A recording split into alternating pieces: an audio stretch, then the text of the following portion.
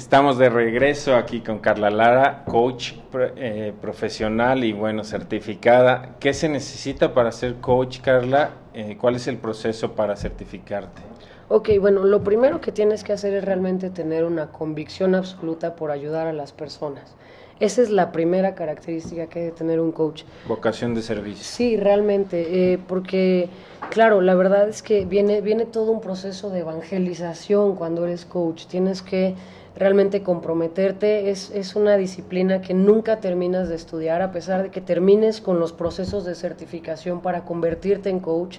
Realmente la mente humana es ilimitada, entonces mientras más disciplinas vayas adquiriendo, pues puedes convertirte en un coach muchísimo más integral, considerando justamente el punto que cada mente y cada persona y cada cabeza es un mundo. Mientras más herramientas tengas como coach, estás muchísimo mejor capacitado para poder realmente ayudar a las personas.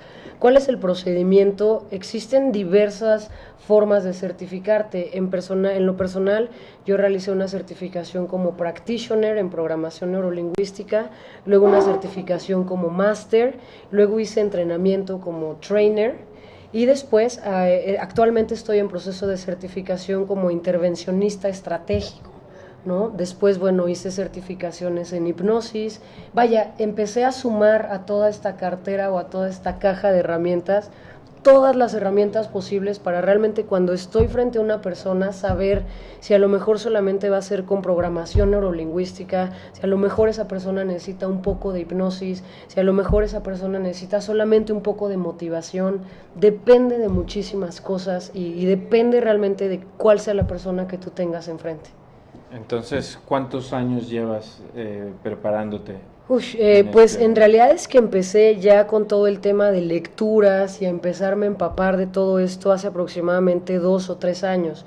Ya en los procesos de certificación como tal, terminé el año pasado apenas y pues bueno, hace un año que empecé ya con Neurofitness, ya en forma, ya como una empresa constituida y ya realmente a dar el servicio de manera independiente.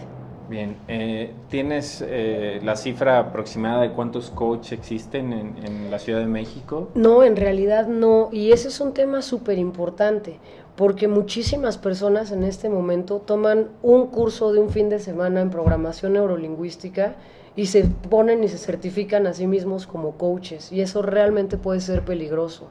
¿Por qué? Porque estás hablando que una persona llega contigo realmente porque tiene alguna necesidad y si tú no tienes las capacidades, las herramientas, la información como coach, pues es muy poco ético que te sientes delante de una persona y no solamente que te sientes a darle consejos, sino que además muchísimas de estas personas cobran. Entonces realmente hay que tener muchísimo cuidado en cuanto vean y estén buscando en las redes un coach, revisar que esa persona esté certificada, que tenga la mejor información y las mejores herramientas. ¿Existe en México alguna organización, fundación? Sí, existe una escuela de programación neurolingüística. De hecho, aquí en DF hay una que está en la Colonia del Valle, que es Escuela de Programación Neurolingüística, y existen varias escuelas pequeñas en Querétaro, en Monterrey, en Guadalajara, que se especializan en programación neurolingüística. Este fin de semana era el congreso, es el congreso en Sí, Guadalajara exactamente. de los PNL, ¿no? Exactamente, sí, hay muchos congresos, hay muchísima gente, hay obviamente muchísimas ramas también para llegar. El objetivo es ese, el objetivo es que las personas que se autodenominen coaches, está bien, si el objetivo es ayudar, yo creo que está bien, pero hay que tener muchísimo cuidado en las herramientas que están utilizando y en cómo están teniendo el acercamiento a las personas. Haciendo más o menos alusión a la psicología, es una cuestión cognitiva también, conductual. Pues sí, de hecho tiene muchísimo que ver. Muchísimas de las cosas y de las herramientas que yo he tenido que leer o que yo he decidido leer tienen que ver precisamente con terapias cognitivo-conductual.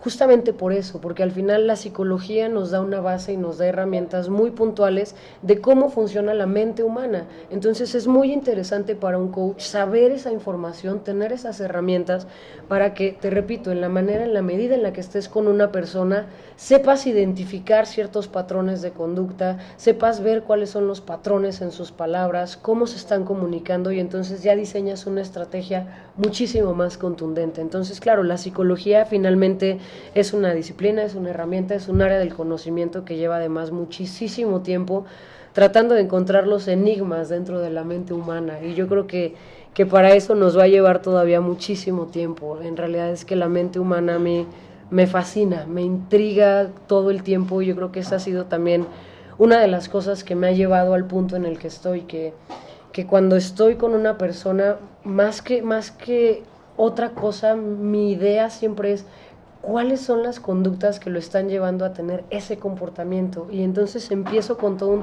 un proceso de búsqueda, y se vuelve muy interesante ver realmente que simplemente cambiando como un chip, como ajustando un cable, la persona puede tener un cambio completo en su vida, simplemente en cómo se comunica, en cómo habla, en cómo percibe un aspecto de su propia vida, puede realmente dar un giro de 180 grados, y eso a mí, créeme, no deja de impactarme y de sorprenderme. Sin duda. ¿Nos podrías compartir algún caso difícil que te haya tocado, obviamente sin mencionar el nombre del cliente? Sí, pues mira, que lo hayas sacado adelante y que hayas dicho qué situación tan difícil. Pues mira, he tenido muchísimas experiencias, muchísimas muy divertidas y muchas muy intensas. A mí una que me gusta compartir estuve trabajando con una chica que es cantante.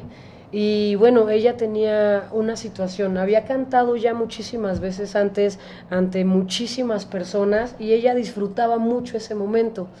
En un punto de su carrera decide que va a llevarla a un nivel diferente, y entonces empieza a ir a audiciones. En el momento en el que llega la última ronda de esa audición, se queda disfónica, pierde la voz, entra en un momento de ansiedad muy muy fuerte, y entonces, claro, pierde la oportunidad que había estado buscando. Y entonces viene toda una serie de introspección, de ver qué es lo que le pasaba. Por supuesto, empezó a ir con varias personas, y un amigo mío la refirió y le dijo, bueno, pues ¿por qué no tratas con una coach? A ver, a lo mejor debe haber por ahí algo que te pueda servir. Hicimos un programa súper intensivo, o sea, en una semana nos vimos todos los días, de lunes a domingo, trabajábamos aproximadamente entre 3 o 4 horas, porque venía otra audición muy importante para ella. Entonces, en esa semana estuvimos trabajando a profundidad. ¿Por qué? Porque el tema de que se haya quedado disfónica en el momento de la audición, en realidad era la punta del iceberg. Lo que venía debajo era toda una cadena de creencias que le causaba un poco de ansiedad el tema de... Ella sabía que tenía toda la capacidad de ganar esas audiciones y de quedarse en esta situación. El tema era que dentro de ella, muy en el fondo de su mente, de su psique, del inconsciente, ella tenía una incongruencia en el sentido de, para ella ser famosa era igual a perder la identidad de su propia vida. Entonces era ella misma, a través de su inconsciente, boicoteándose en ese momento tan importante. Es decir, a nivel consciente, ella decía con toda su fe y con toda su firmeza que eso era lo que quería, pero a nivel inconsciente estaba la creencia de que si ella se volvía famosa iba a perder su vida personal. Obviamente el inconsciente regula nuestros comportamientos, el 97% de lo que somos, de lo que hacemos, de nuestras conductas están reguladas por el inconsciente. Esa creencia era la que no le permitía en esos momentos tan determinantes poder tomar la decisión de simplemente cantar, cuando ya lo había hecho delante de miles de personas antes. Entonces hicimos un trabajo muy profundo de integración, de personalidades, de anclajes, y llegamos a la conclusión de que modificando esa creencia realmente era como íbamos a poder alcanzar el objetivo. Entonces fue un trabajo muy intenso. Ella descubrió además muchísimas otras creencias que podían realmente potencializarla al momento de la audición. Y bueno, el resultado fue que ella se fue porque no es mexicana, entonces se fue al extranjero, hizo esa audición y la audición fue extraordinaria. Wow, entonces ella estaba súper contenta, vaya, hasta la fecha seguimos en contacto. Es una de las experiencias más lindas que yo he tenido.